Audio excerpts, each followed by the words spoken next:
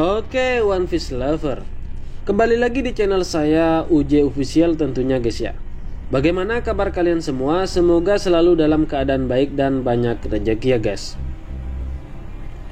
Oke, pada chapter 1062 nanti tentunya akan meneruskan cerita pada akhir chapter 1061 kemarin, dimana muncul seorang perempuan yang mengaku sebagai Dr. Vegapunk.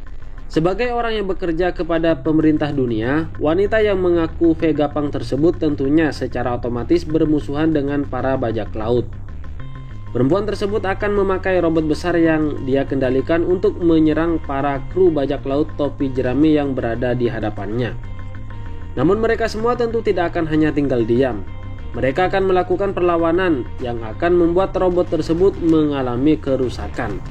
Serangan-serangan kuat dari Zoro, Sanji, dan semua kru bajak laut topi jerami pasti mampu untuk merusak robot itu. Setelah itu perempuan tersebut akan keluar dari robot yang dinaikinya itu. Kemudian dia akan bertarung secara langsung. Dia memiliki kemampuan bertarung yang cukup hebat, serta di tubuhnya pun akan mempunyai peralatan yang cukup canggih. Perempuan yang mengaku sebagai Dr. Vegapunk itu akan memberikan sinyal yang memanggil beberapa serapim yang berada di pulau tersebut. Beberapa serapim akan datang dengan sangat cepat, yang mana semua kru bajak laut topi jerami itu akan terkejut dengan kekuatan serapim. Zoro juga akan kaget ketika berhadapan langsung dengan serapim karena beberapa ciri fisik dan kekuatan tempur dari serapim akan memiliki kemiripan dengan King. Apalagi salah satu serapim memiliki kemiripan dengan Mihawk saat kecil. Zoro pasti akan kaget dengan serapim yang memiliki wajah yang mirip dengan gurunya itu. Pertarungan kru bajak laut topi jerami dan beberapa serapim akan berjalan sangat seru. Tapi dari pertarungan itu tidak akan ada yang menang dan juga tidak akan yang kalah. Sebab para kru bajak laut topi jerami terpisah menjadi dua kelompok dan kemudian pergi ke arah yang berbeda. Serapim pasti akan mencoba untuk mengejar mereka, tapi apakah berhasil atau tidak masih belum diketahui. Setelah itu akan diperlihatkan laboratorium milik Dr. Vegapunk. Di tempat tersebut akan ada seorang pria tua dan orang itu pastinya adalah Dr. Vegapunk yang asli. Perempuan tadi hanyalah kloningan dari Dr. Vegapunk. Vegapunk telah membuat beberapa kloningan dirinya dengan beberapa versi. Mulai dari perempuan muda, laki-laki muda, dan masih banyak lagi. Kejeniusan dari Dr. Vegapunk memang memungkinkan dirinya untuk melakukan berbagai hal semacam itu. Sebab kecerdasan Vegapunk memang 500 tahun lebih maju dari zaman ini. Kemudian tempat di mana Luffy, Jinbe, Chopper, dan Bonnie berada akan kedatangan salah satu serapim. Dan yang mengejutkan, serapim yang datang itu adalah serapim berbentuk Jinbe saat masih anak-anak. Seperti yang kita tahu, serapim memang memiliki wajah para Shichibukai saat masih kecil dan memiliki ciri fisik seperti ras Lunaria.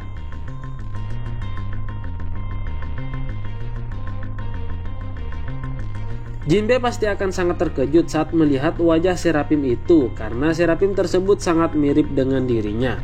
Serapim itu langsung melancarkan serangan kepada mereka berempat, sehingga pertarungan pun akan terjadi dengan sangat sengit.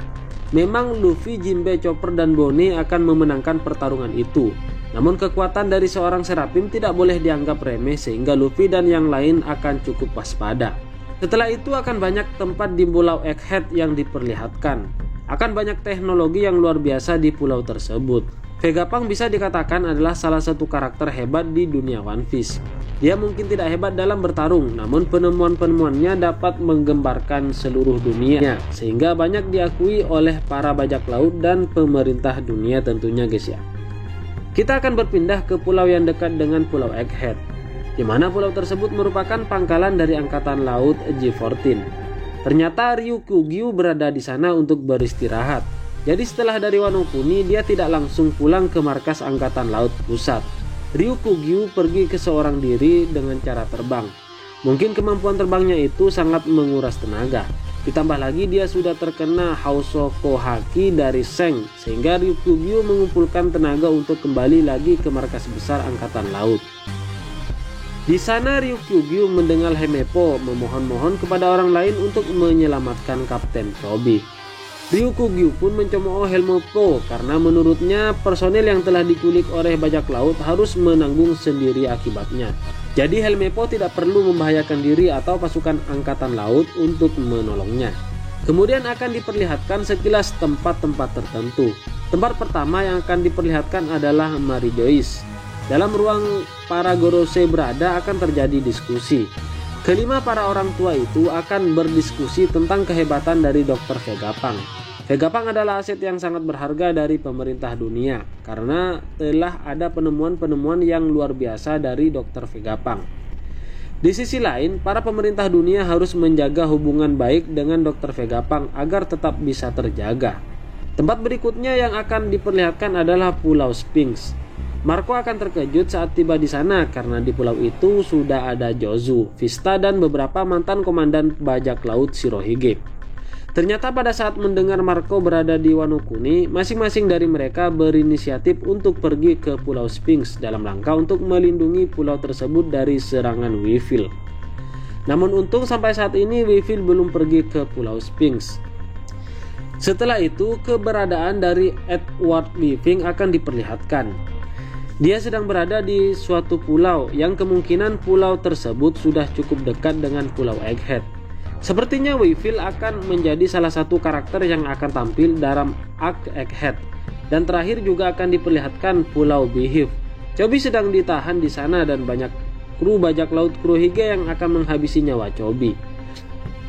Atau setidaknya mereka ingin menyiksa Chobi. Namun Kurohige akan melarang mereka melakukan itu. Kurohige juga akan menceritakan lebih detail tentang insiden Rocky Pot. Apa sebenarnya yang Chobi lakukan saat itu sehingga Kurohige terbantu saat mengalahkan Wangzi dan merebut Pulau Beehive. Wangzi merupakan mantan bajak laut dari Rocks, dan insiden tersebut pasti sangat besar dan Kurohige juga akan menjelaskan kenapa Kurohige menculik Chobi bukan untuk membunuh atau menyiksanya, melainkan Kurohige memiliki suatu rencana besar. Rencana besar dari Kurohige pasti akan sangat mengguncangkan dunia. Selain itu, di Pulau Beehive juga pasti akan diperlihatkan Aokiji yang terkejut melihat Chobi diculik.